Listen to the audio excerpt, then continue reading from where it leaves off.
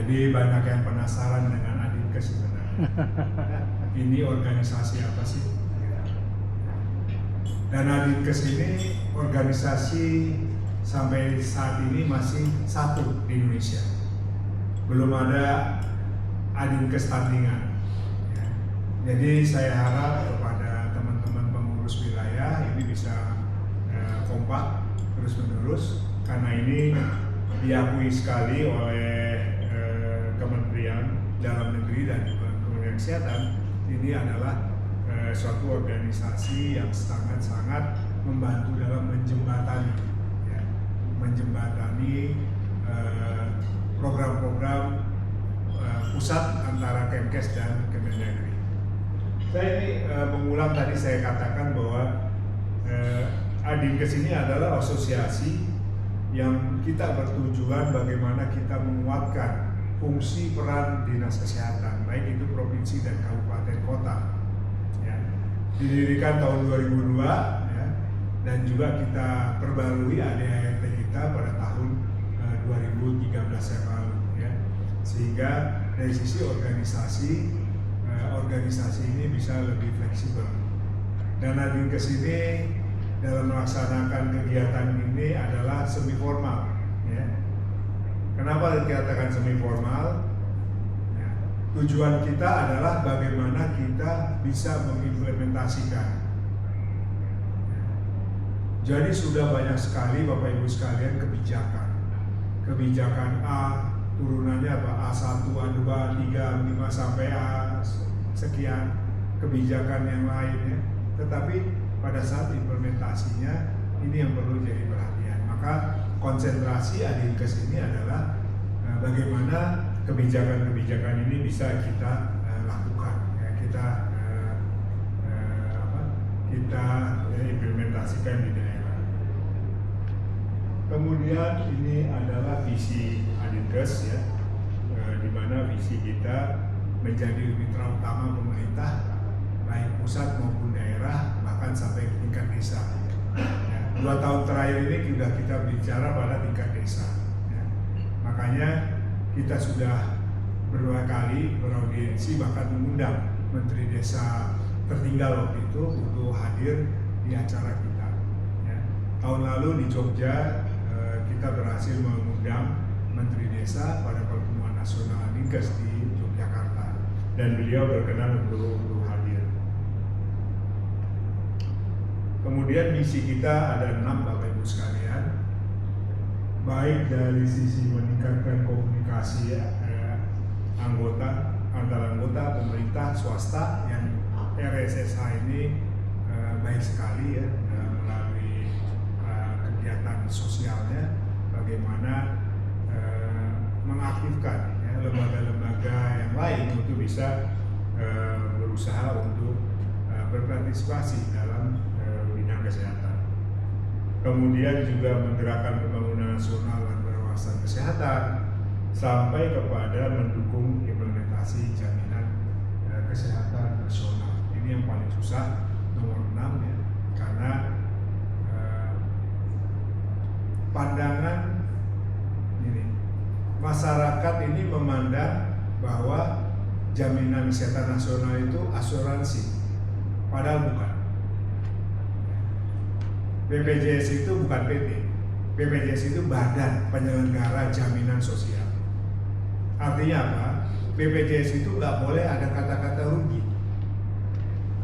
BPJS itu tidak boleh ada kata-kata untung, karena dia diamanatkan sebagai Badan Jaminan Penyelenggara Jaminan Sosial yang mengedepankan unsur-unsur benefit, manfaat, bukan unsur profit. Jadi sebenarnya tidak boleh ada kata-kata wah kami untung, kami rugi, nggak boleh. Ya. Nanti masyarakat yang bingung, ketakutan dalam memanfaatkan benefit yang ada. Bapak Ibu sekalian, inilah pada tahun 2012 dibuat oleh Profesor Johansa bagaimana tata kerja Adinkes, di mana terus terang saja Adinkes di sini berusaha untuk membridging ya, antara Kementerian Kesehatan dan Kementerian Dalam Negeri, kemudian di pemerintahan daerah juga gubernur dan dinas kesehatan, dan juga bupati dengan dinas kesehatan. Tentunya bagaimana ini bisa selaras, tadi awal-awal saya katakan bahwa banyak kegiatan-kegiatan yang sifatnya teknis tetapi tidak didukung secara administratif, terutama bagaimana penganggaran itu bisa dilaksanakan ya. Contoh di sektor kesehatan ya. Keputusan Menteri Kesehatan Kemenkes nomor sekian memberlakukan namanya ILB ya. Integrasi layanan kesehatan. Tetapi pada saatnya nanti daerah itu nggak bisa menganggarkan karena peraturan di Dagrinya sendiri, perundang-undangan itu nggak ada. Sekarang kenapa bisa jalan? Karena uangnya masih dari pusat. Nah ini harus kita kawal dari awal. EBG, makanan bergizi gratis, ini kan masih pusat. Nanti tiba-tiba daerah suruh mengadakan ini, ya, di mana penganggarannya? Atau periksa kesehatan gratis yang tiba-tiba dilaksanakan, daerah nanti suruh melaksanakan, nggak ada mata anggarannya. Jadi kita harus berhati-hati menyikapi kebijakan-kebijakan seperti ini. Ya.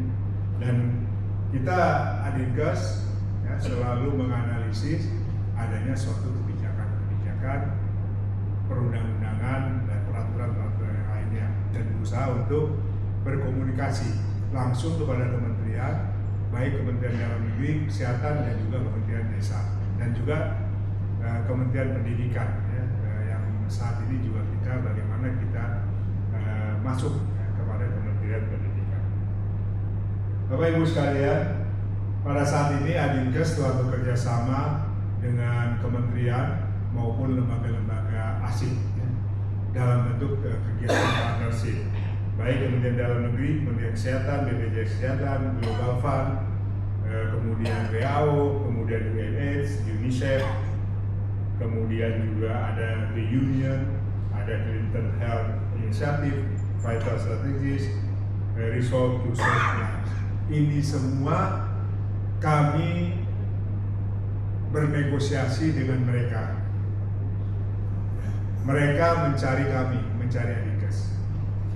Kami ada program bagaimana bisa ini dilaksanakan. Karena dananya kecil. Kalau dilaksanakan oleh pemerintah, ini dananya kecil. Tetapi akhirnya kami terima dengan catatan apa? Semua donor agensi di sini itu mengarah kepada SPM. Kalau tidak mengarah kepada SPM, maka kami belum bisa laksanakan semuanya. Ya, sehingga dana-dana ini nantinya ya, atau sudah kita berikan sebagai pilot project di seluruh kabupaten yang bisa kita evaluasi dengan cepat. Misalnya hipertensi. Ya. Hipertensi itu lucu, Pak. Bikin pedoman hipertensi itu inisiatifnya Adinkes. Waktu itu Kemenkes belum mau bergerak karena agak sulit, tapi akhirnya kita menunjuk satu Kabupaten Sleman di Jogja, bersedia kepala dinasnya, puskesmasnya semangat, akhirnya jalan. 1 tahun kita evaluasi jalan. Kita udah buatkan satu buku petunjuknya, mungkin sekarang udah bisa dilakukan ya. Baru kita undang Kemenkes. Undang Kemenkes itu saya bilang syaratnya satu, mau nggak Kemenkes, Pak Dirjen Kemenkes menandatangani buku petunjuk tersebut. Ya. Akhirnya beliau mau, tetapi dengan satu catatan bagi saya bahwa hilangkan semua kata-kata Adinkes di buku itu. Ya, jadi di buku itu pedoman itu tidak ada satupun kata-kata Adinkes. Ya. Bagi kami cukup kita berkarya ya, asal dapat legitimasi dari pihak yang berwenang. Begitu juga dengan kegiatan Global Fund ya. ini Pak Tahir benar-benar ini luar biasa. Tetapi apa? Pada saat dievaluasi tidak ada bunyi adites. Itu adalah kinerja provinsi, kinerja kabupaten, kinerja pusat. Ya, gitu. Bagi kami nggak apa-apa. Yang penting bisa melaksanakan kegiatan ini, bisa menopang daerah, bisa menopang pusat, dan akhirnya bisa mencapai tujuan global yaitu eliminasi AIDS, tuberkulosis, dan malaria. Untuk itu Bapak Ibu sekalian, kita perlu namanya suatu kerjasama dan kolaborasi untuk bisa benar-benar kita mewujudkan apa yang kita sebut pencapaian global tersebut. Nah, pada saat ini Adinkes dititipkan pesan ya, membantu kementerian. Yang pertama adalah penguatan sistem kesehatan untuk malaria, AIDS, dan tuberkulosis yang saat ini dikerjakan. Jadi banyak teman-teman di dinas ini mengatakan, kok Adinkes mengerjain itu sih? Ya, kerjaan kita yang pertama kali di Dewan Pimpinan Pusat itu adalah negosiasi. Jadi kami ada 4 bagian ya. Ada pengurus pusat, ya, itu ketuanya saya, ketua umum saya. Ada direktur eksekutif, ketuanya Dr. Krishna. Ada dewan pakar, ketuanya Profesor Yandri. Ya. Kemudian ada lembaga diklat profesional 4. Ya. Jadi semua itu berkait-kaitan untuk bisa menunjang ya, apa-apa yang menjadi kebijakan kita yang ada di lapangan, termasuk menerima permintaan. Ya. Permintaan dari dirjen ini, dirjen itu meminta untuk membantu mereka, termasuk salah satunya ini. Ya. Kemudian penguatan primary healthcare ya, dengan program Bank Dunia, mungkin sudah ada semua di kabupaten kota. Kemudian implementasi kawasan tanpa rokok, ya. Ini tantangan yang paling besar. Lalu penguatan layanan hipertensi. Karena apa? Kalau kita bisa mengendalikan hipertensi, maka kita bisa mengendalikan SPM. Ya. Walaupun SPM tidak muncul di hipertensi, tapi mengendalikan hipertensi, kita mengendalikan SPM. Ya.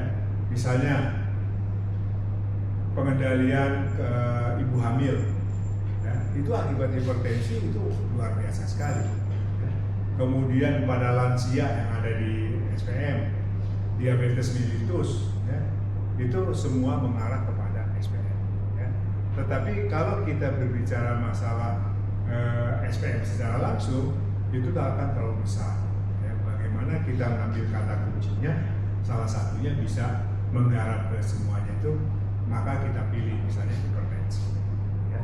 Di mana dananya? Kita nggak punya dana. Ada lembaga dunia yang mau membantu kita. Ya. Nah seperti itu yang kita lakukan pada saat itu, ya. Pada saat itu. Bapak Ibu sekalian, inilah permasalahan kita, ya. Bahwa kita itu punya final agenda final sejak Republik ini berdiri. Agenda final kita apa? Pembangunan kesehatan di seluruh Indonesia tanpa terkecuali. Ya. Di Mamugu, Menduga, ini saya dengan Pak Kadis ini tahun berapa? 2015 ya? Atau 2014 ya? 2014. 2014 ya. Kalau nggak salah dekat-dekat Natal. Kami datangi di Mamugu itu 178 orang, gimana ya penduduknya? 162-nya kusta. Itu Menteri Kesehatan yang datang situ nangis. Bayangkan, sementara Indonesia sudah eliminasi. Saya masih ingat di Mamugu ya, Mamugu. Datangin kita sana, ya. Kita asistensi, kita lakukan kerja keras lah semuanya. Alhamdulillah tadi Pak Kadis melaporkan bahwa sampai saat ini sudah tidak ditemukan lagi, ya, gitu. Inilah yang sebenarnya bisa kita lakukan bagaimana kita bisa mengeliminasi suatu penyakit asal bisa kita fokus. Nah, kemudian agenda final kita sebenarnya derajat kesehatan masyarakat yang setinggi-tingginya, maksimal, bukan optimal. Kalau optimal itu ya sesuai dengan kemampuan kita, tidak. Ini amanat Undang-Undang Dasar 45. Ya. Yang kadang-kadang kita lupa. Orang nggak bicara itu karena dasarnya itu. Ya. Jadi final pekerjaan kita, siapapun dia gubernurnya, siapapun dia presidennya, siapapun dia bupatinya, dan siapapun itu kepala dinasnya, harus final kerjaan kita meningkatkan derajat kesehatan masyarakat yang setinggi-tingginya. Kalau kita ingin mencapai Indonesia Emas 2045. Tetapi apa kenyataannya? Kenyataannya saya selalu berkata bahwa ada pekerjaan kita yang nggak pernah kita selesaikan, atau saya biasa menyebutnya dengan unfinished business. Jadi urusan-urusan yang nggak pernah kita selesaikan. Ini ada 9. Kenapa?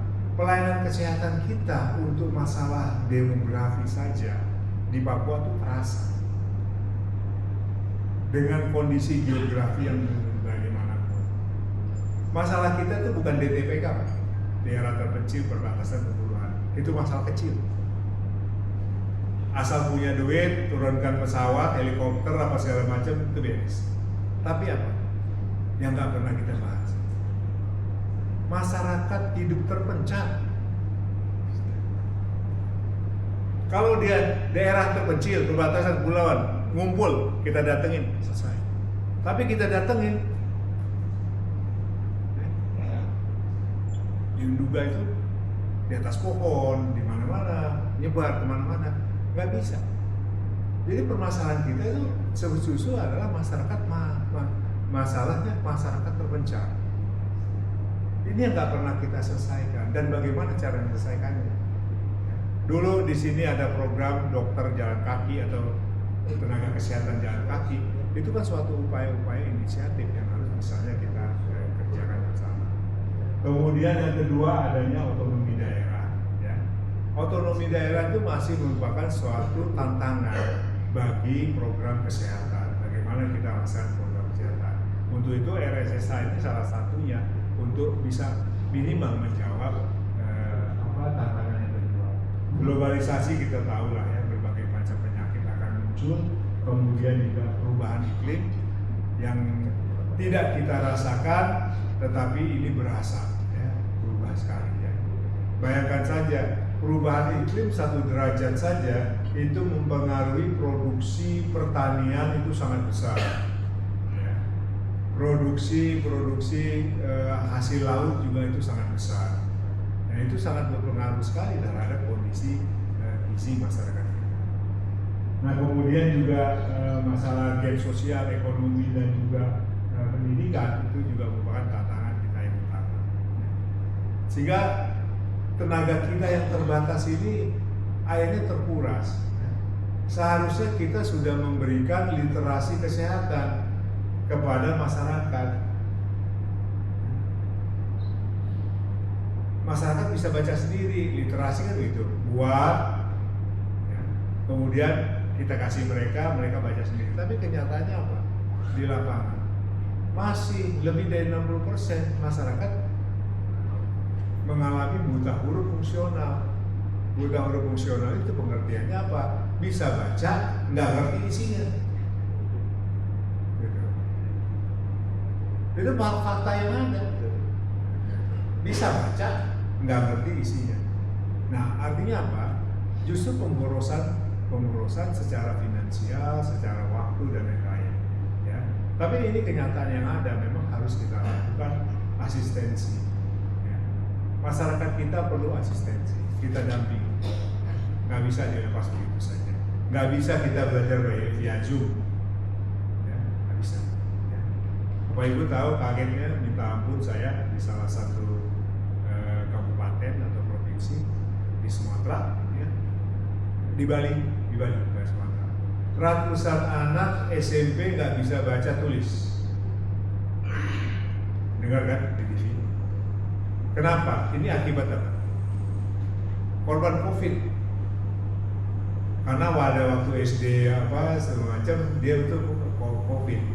Pembelajarannya pakai Zoom. Jadi tidak dilakukan asistensi. Saya katakan masyarakat kita perlu asistensi. Katakan dengan Pak Kadis tadi. Ini pengalaman di Mamuju, ya, pengalaman di juga masalah gizi, itu memang perlu asistensi. Timika juga saya rasakan bagaimana kita mengasistensi untuk HIV/AIDS dan malaria, ya. Gitu. Di Wamena juga seperti itu. Karena saya 5 tahun, Bu, Bapak Ibu sekalian, sebagai pembina wilayah Papua dan Papua Barat. Ya.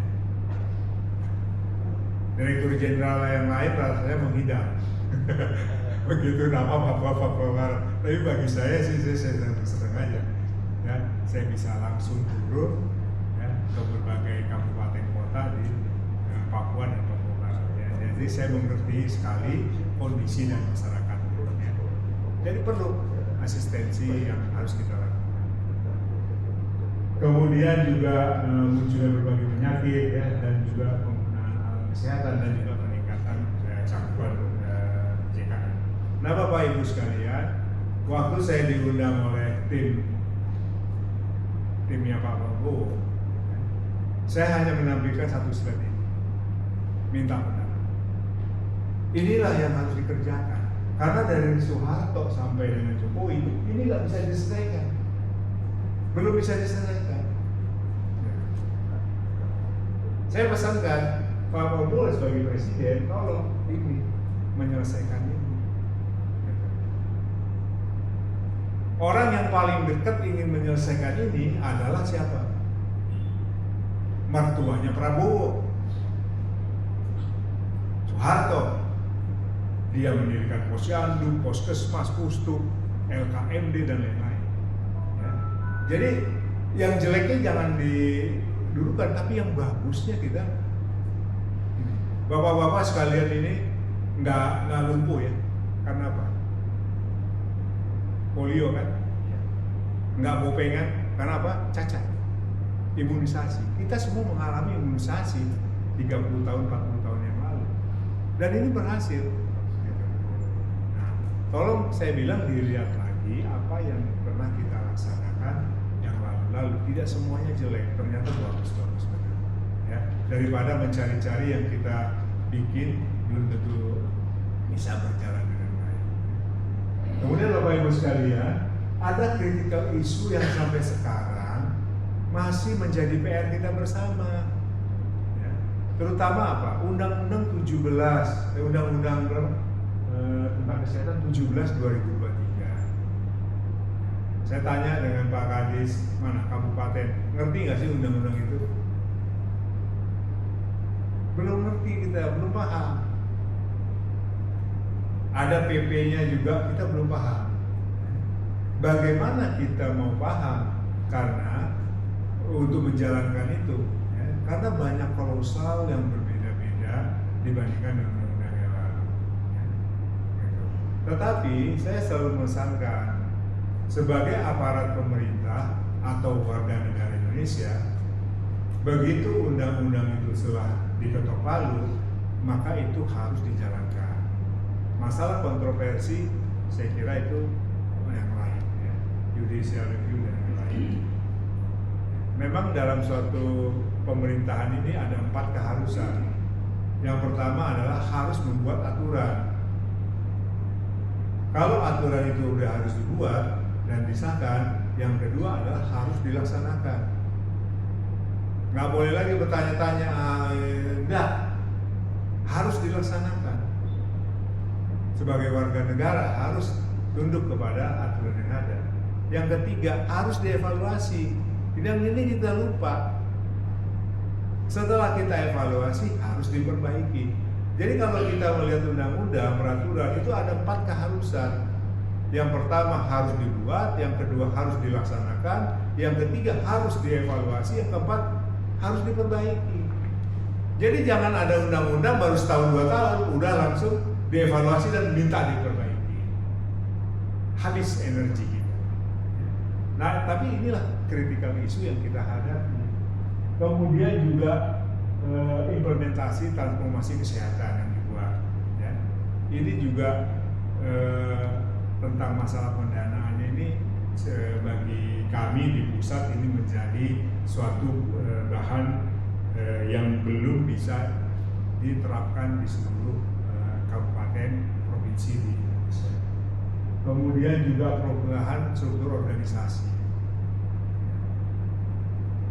Bahwa di PP yang mengatur organisasi bahwa seluruh dinas teknis yang ada di daerah, struktur organisasi tata kerjanya harus mengikuti Kementerian Teknis.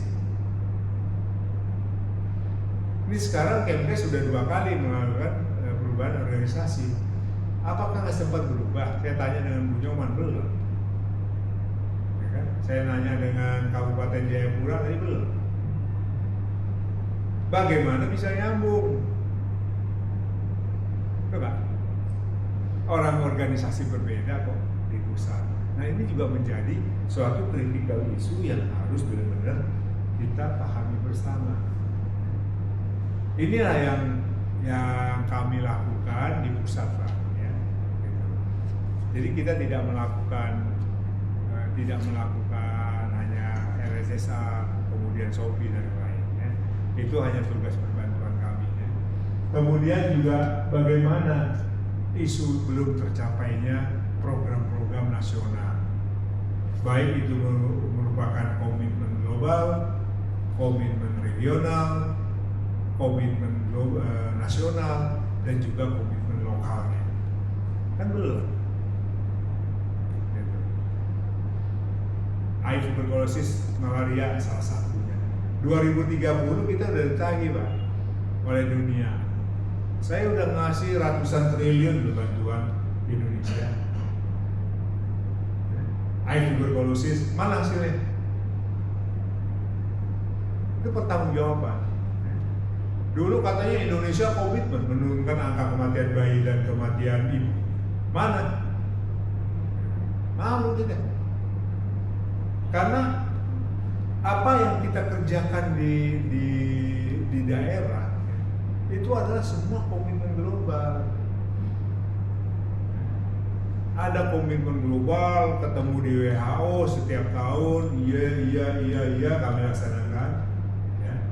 Kemudian dari global kita turunkan ke regional, ada regionalnya, ya, WHO regional, oke, ya. Dari situ kita buat suatu komitmen nasional dalam bentuk RPJMD, RPJMN, ini loh bentuknya. Semuanya kan nggak dibuat oleh daerah atau nasional, semua komitmen. Ya. Kemudian komitmen lokal. Nah, semua yang menjalankan komitmen global itu adalah siapa? Daerah, Pak. Provinsi dan kabupaten kota. Jadi kalau seminggu aja bapak-bapak ini tidur nggak ngerjain program, itu yang kepanasan itu adalah orang pusat, Pak. Bayangkan, ya. Jadi besar sekali kritik isu seperti ini. Ya. Tahun 2024 yang lalu evaluasi Bappenas, 9 dari 12 program nasional di bidang kesehatan itu belum mencapai target yang ada. Ya. Termasuklah AIDS, tuberkulosis dan malaria. Itu 9, Pak, dari 12 program nasional. Nah, ini artinya apa? Artinya memang kita harus membenahi ini, ya, semuanya. Kemudian, nah, ini saya katakan transformasi kesehatan. Jadi tujuan transformasi kesehatan dengan adanya 6 transformasi, ya, outputnya adalah sederhana. Kita bisa melakukan imunisasi dasar nggak dengan baik? Kita bisa melakukan ANC nggak dengan lengkap? Kita bisa memberikan ASI eksklusif nggak? Persalinan nakes, penemuan dini, deteksi dini, PTM, dan lain-lain kegiatan yang biasa sudah kita lakukan. Karena apa? Yang mau dinilai adalah outcome-nya. Kalau outcome-nya sudah benar, angka kematian ibu menurun, angka total penyakit menular terkendali, penyakit tidak menular terkendali, maka kita baru bisa berbicara bahwa HDI Indonesia terjadi peningkatan. Jadi ujung-ujungnya kepada Human Development Index. HDI itu kan ada 3 faktor, Pak. Kesehatan, kemudian pendidikan dan ekonomi. Jadi kalau misalnya kita tidak bisa membuat outcome yang seperti ini, maka HDI kita tidak meningkat. Masa kita mau dikatakan HDI-nya rendah? Itu artinya apa? Kalau HDI-nya rendah itu artinya apa? Sudah sakit-sakitan, bodoh-bodoh, miskin. Kan indikatornya apa? Kesehatan, pendidikan, dan ekonomi. Nah ini yang harus kita kejar outcome-nya. Nggak bisa. Kalau hanya ngomong, oh HDI kita ekonomi meningkat apa, tapi ini kesehatan yang menjadi yang utama. Ya. Ini pekerjaan berat Bapak-Bapak Ibu sekalian. Nah, apa yang sebenarnya kita harus lakukan dan kita tidak lakukan? Banyak Bapak Ibu sekalian. Ya, kalau kita lihat bahwa kita memerlukan investasi pada saat ini. Uang tidak kita nggak punya, sudah efisiensi, Pak Asisten juga katakan. Di pusat juga seperti itu. Artinya apa? Yang kita punya sekarang adalah sumber daya manusia.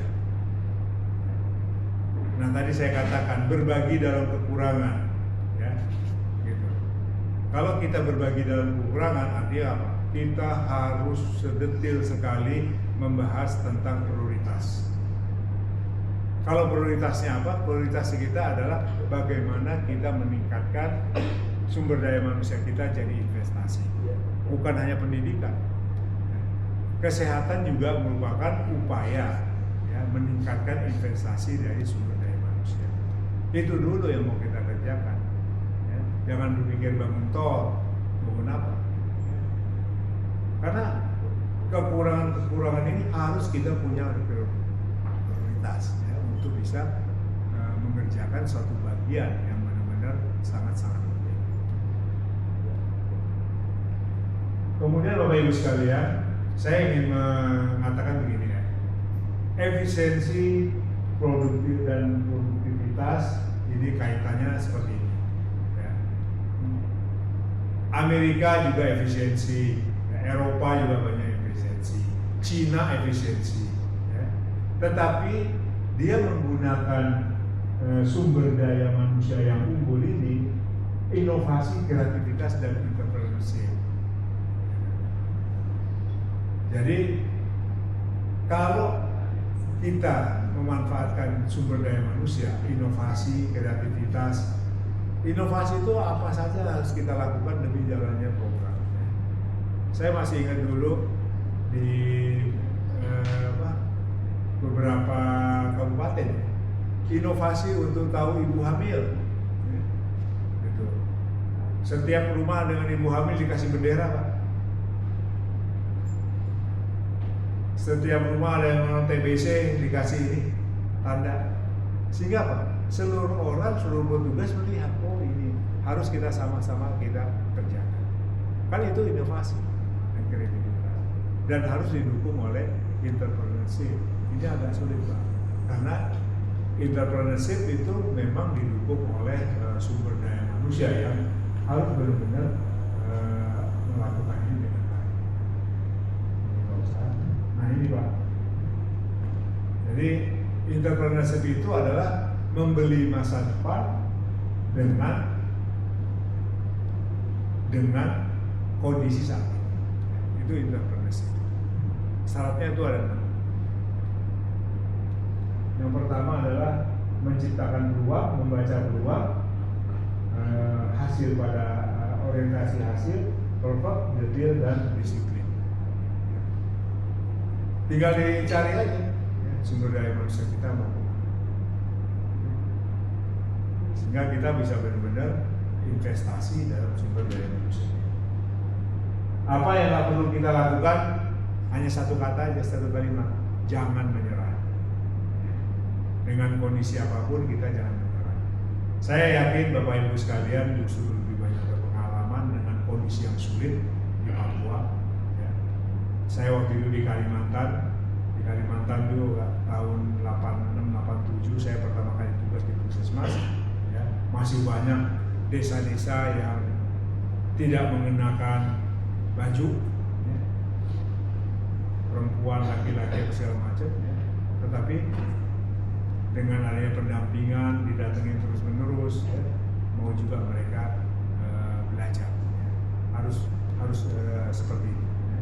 Jangan menyerah. Ya.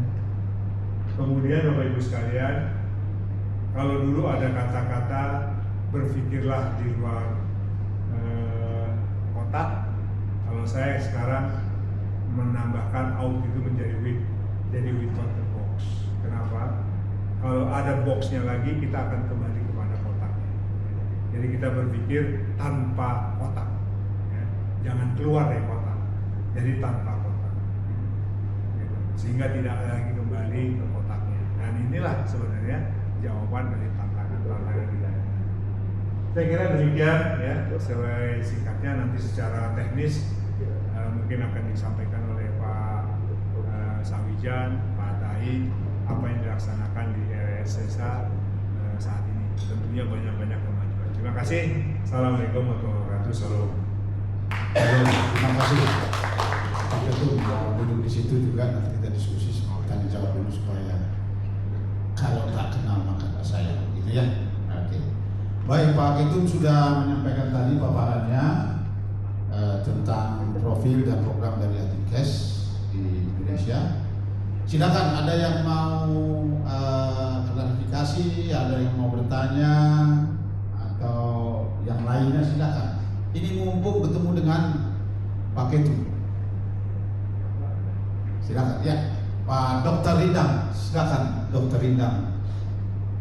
Pak Dr. Rindang juga sudah kenal kan? Dr. Muhammad Subuh sudah. Ya. Silakan. Mohon izin Pak Subuh, saya ingin menanyakan sebenarnya dengan tupoksi kami, karena memang secara tidak langsung kami memang bekerja di AIDS tuberkulosis malaria, dan setiap harinya kami harus melihat update data yang dimasukkan dari masing-masing kabupaten kota bahkan dari layanan. Hanya terkait dengan kepengurusan kami di bidang data informasi. Jadi untuk memaksimalkan tugas tanggung jawab kami di kepengurusan ini, mungkin kami bisa dibantu batasan-batasan apa yang akan kami lakukan, karena kami ada beberapa orang, sehingga kalau memang Adinkas Papua memang mau kelihatannya aktif, jadi mungkin kami dibantu terkait dengan apa yang harus kami lakukan terkait dengan data informasi. Kalau dengan data program masing-masing punya, misalnya kami di ATM, AIDS, tuberkulosis malaria, setiap bulan data itu pasti akan terupdate. Mungkin itu aja Pak, kasih. Ya, silakan yang lain. Bapak Udin. Bapak Udin, kenalkan namanya lalu dari mana? Supaya Pak itu bisa lihat. Ya, terima kasih atas waktu yang diberikan. Saya Udin dari Bapeda Kabupaten Kepulauan Yapen. Biasa di sini bicara terkait dengan perencanaan saja. Di dalam perencanaan kita ini ada regulasi-regulasi yang berubah-ubah. Ini lagi kemarin kita menyusun RPJMD terkait dengan turunan dari Permendagri 86. Ada Impres 1 lagi. Nah, ini yang menjadi permasalahan kita dalam penyusunan nanti, ada beberapa regulasi yang akan menjadi perubahan. Nah, ini Permen 86 ini sudah ada terupdate terbaru lagi. Nah, ini terkait dengan perencanaan. Terus yang kedua, di dalam SIPD kami terima kasih sudah masuk 12 ini sudah masuk di dalam SIPD. Yang ketiga, ini ada lagi masalah di dalam SPD itu kemarin kita berdiskusi terkait dengan semua kegiatan ini akan dia direkrut masuk ke dalam SPD. Nah, salah satu contoh kemarin masalah stunting. Stunting ini juga menjadi masalah di dalam penganggarannya. Kami di dalam Bapeda ini kita mengambil kegiatan itu tidak boleh rincian, subkegiatan. Jadi di dalam itu kita ambil kegiatan penanganan bayi balita, tetapi tidak menyebutkan kata stunting di situ. Nah, sehingga kita merekrut pengambil itu bahwa yang berkaitan dengan stunting itu ini. Nah, spesifik dan satu lagi yang dibantu oleh dari macam dinas PU, ini lagi masuk lagi masalah kemiskinan. Jadi di kategori miskin, di kategori stunting, di kategori ATM, ini akan berdampak kepada volume daripada semua kegiatan yang ada di OPD yang memberikan spesifiknya. Nah, contoh umpamanya rumah. Dari perumahan ini dia mendukung kemiskinan, dia mendukung stunting, dia mendukung ATM. Yang jadi masalahnya di sini by name by address ini yang menjadi masalah. Kategori-kategori ini yang menjadi masalah. Nah, jadi harapan kami ATM juga ini kalau bisa dia masuk juga di dalam kalau di dashboard SPD itu muncul kata ATM di atas. Kalau kemiskinan sudah muncul, cuma persoalannya begitu dibreakdown ke dalam sub kegiatan tidak menepati sasaran dalam kemiskinan itu. Artinya dia memberikan bantuan sosial, terus subsidi ke lokasi, ini yang banyak operasional, dia tidak langsung sasaran kategori miskin tadi. Nah, contoh masalah rumah, ini kan ATM dia di dalam ATM diambil sebagai rumah, bantuan rumah, di stunting ambil lagi bantuan rumah. Nah, yang jadi persoalan begitu direkrut di dalam stunting itu, muncullah di situ sekian ratus juta umpamanya. Nanti di kemiskinan muncul sekian 100 juta lagi. Di kemiskinan muncul lagi sekian ratus juta. Begitu diakumulasi, rumahnya cuma satu. Contohnya 3 program kegiatan ini merekrut. Nah, ini yang maksudnya kalau bisa ada sinergitas antara seluruh yang tidak ada dalam program. Nah, ini mungkin harapan kami dalam kesempatan ini, siapa tahu dalam pertemuan di tingkat tinggi. Ya, ini kalau bisa ini mereka sudah mulai di pusat sudah mulai mensinergikan seluruh kegiatan yang tidak ada di dalam SPD itu. Nah, ini seperti masalah ATM ini sudah syukur sudah 12 ya, sudah masuk ke dalam SPD dengan begitu cepat. Tahun lalu kita bilang tidak ada ini kegiatan 12 ini dalam SPD. Rupanya sudah Pak Tahi sampaikan bahwa sudah ada 12 sudah masuk indikator masuk di dalam SPD. Nah, ini mungkin yang lainnya. Nah, seperti tadi yang dikatakan ada masalah bebas asap rokok ini juga kayaknya tidak masuk di dalam SPD. Nah, begitupun juga stunting, karena stunting ini tidak secara gambarnya brandnya memang stunting, tetapi pelaksanaan di bawahnya itu hanya penanganan bayi dan BMT dan lainnya. Nah, ini jadi mungkin kita harus berkolaborasi secara cepat. Karena ini mumpung SPD masih sementara disempurnakan, sehingga begitu di dashboard kita muncul, kita klik stunting sekian, ATM sekian, ini muncul selalu secara dashboard. Nah, seperti itu. Mungkin itu dari saya. Terima kasih. Ya, baik. Terima kasih Pak Udin, Kabid Sosbud Bapeda Kabupaten Yapen. Silakan Pak begitu mau beri respon. Terima kasih Pak Lindang dan Pak Udin ya. Jadi pertanyaan-pertanyaan ini mendasar ya, terutama yang ditanyakan oleh Pak Udin. Jadi bagaimana kita mau bekerja maksimal? Tolong kita harus berbicara maksimal ya, jangan pakai bicara optimal lagi. Kalau optimal itu mengambang-ambang ya.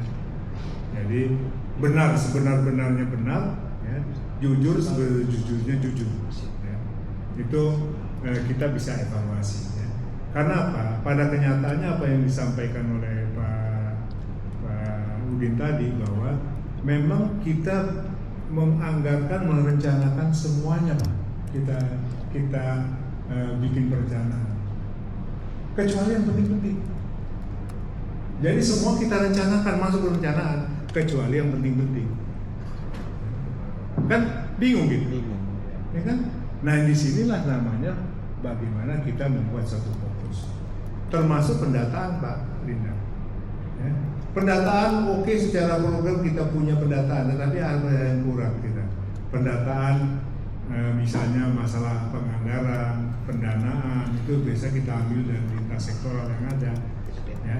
Ini yang paling penting dan kelemahan kita justru di situ. Ya. Fiskal daerah apa segala macam. Ya. Kemudian pendataan kita terhadap lembaga-lembaga sosial segala macam apa yang mereka kerjakan itu juga sangat-sangat mendukung sekali bagaimana program ini dilaksanakan.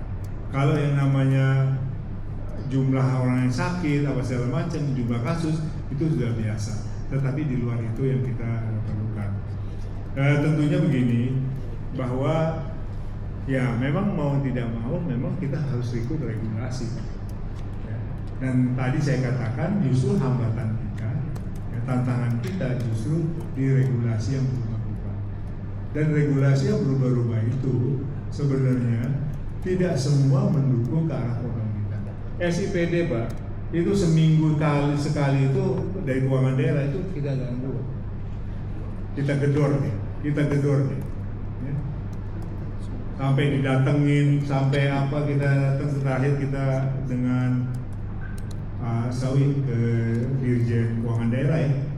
Kita tungguin. Ya. Makanya dia bisa memasukkan lengkap. Ya. Tetapi ini juga belum cukup. Ya. Ternyata belum cukup. Perlu adanya suatu perbaikan-perbaikan yang ada. Bapak Ibu sekalian, rata-rata kalau kita bicara masalah program apa segala macam, anggaran, kita hanya ngomong nomenklatur. Yang kurang sekali kita bicara indikator. Ya. Seperti SDM. Kalau kita belum bedah indikatornya, itu sebenarnya apa yang sudah dilaksanakan oleh teman-teman di daerah itu sudah ada. Ya. Tinggal bagaimana kita menselaraskan indikator yang ada. Ya. Jadi kalau kita bicara indikator, kita bukan berbicara mengawang-awang, Pak. Itulah yang harus kita capai dan itulah yang harus kita kerjakan. Ya. Eliminasi AIDS tuberkulosis indikatornya, Pak. Indikator SPM apa? Ya. Untuk TB, indikator SPM-nya apa? Sekarang kita ngomongnya langsung to the focus. Ya. Contohnya apa, Pak? Kalau TB apa indikatornya? Indikator insiden. Ya, insiden. Ya kan? Mencari Penderita baru. Indikator. Jadi kalau kita ngomong indikator, jangan-jangan apa yang dilakukan oleh teman-teman di daerah itu sudah. Kalau TB terduga, Pak. Kenapa? Terduga, Pak, suspek. Suspek kan? Suspek, Pak, bukan. Kan beda lagi.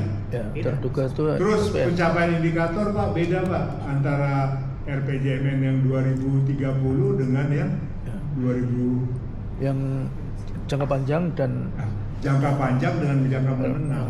Itu indikator itu beda. Artinya apa? Belum kesepahaman itu belum ada sama di pusat. Ya. Tapi ini bisa jadikan catatan kita ya. Jangan menyerah, tadi saya katakan don't give up, jangan menyerah. Ya, kita berusaha untuk menyerah. Makanya saya selalu mengingatkan bahwa dalam melaksanakan suatu program ini kita selalu ingat dengan 5K. Yang pertama adalah komunikasi. Ya, ini salah satu komunikasi yang kurang berjalan dengan baik. Yang K yang kedua adalah kolaborasi. Ya. Ini kolaborasi ini juga harus diskusikan dengan market. Yang ketiga itu kontribusi. Ini yang paling susah juga. Ya. Kontribusi pemikiran, penanggaran dan lain-lain. Lalu yang keempat adalah koordinasi. Ya. Lalu yang kelima itu yang paling susah, Pak. Kepatuhan.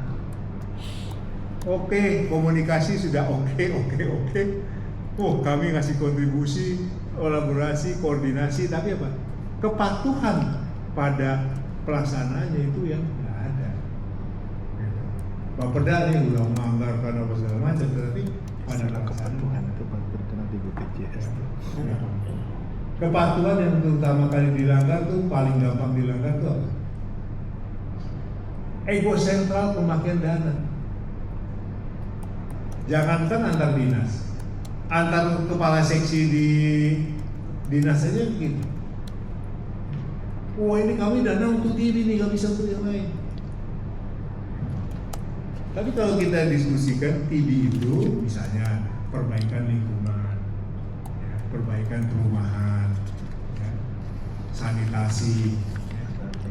Jadi ini yang harus kita diskusikan secara terintegrasi. Nah, ini adalah tujuannya, ya, petunjuk teknis integrasi. Ini bukan tugas kami, Pak Adinkes, PT ini. Ini terlalu berat bagi suatu organisasi seperti Adinkes. Ini melampaui pengambil keputusan tingkat nasional, bahkan udah keluar dari Indonesia. Kalau kita bicara itu, ya. Awalnya berat, Pak, cukup berat, antara iya atau menolak itu kita ambil. Tapi dengan kita nggak usah nyerah, ya. Kita pertemuan itu kita lakukan kalau perlu sehari 28 jam, Pak, ya. Kita olah apa segala macam, barulah jadi satu dokumen. Dan dokumen ini kita bawa lagi ke Kemendagri, ya. Sekjen Kemendagri, dirjennya, ya. Audiensi dengan menterinya, itu kita lakukan semua, akhirnya mereka setuju. Ya. Kenapa kami nggak ke Kemkes? Kemendagri dulu, gitu. Karena Kemkes sudah punya program teknisnya. Kemendagri dulu yang harus kita kejar.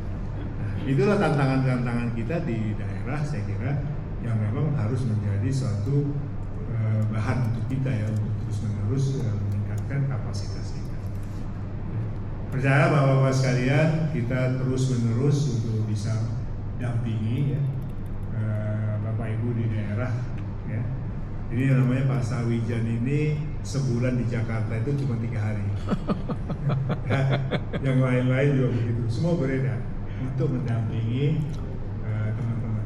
Dan beliau juga bukan hanya dengan dinas kesehatan,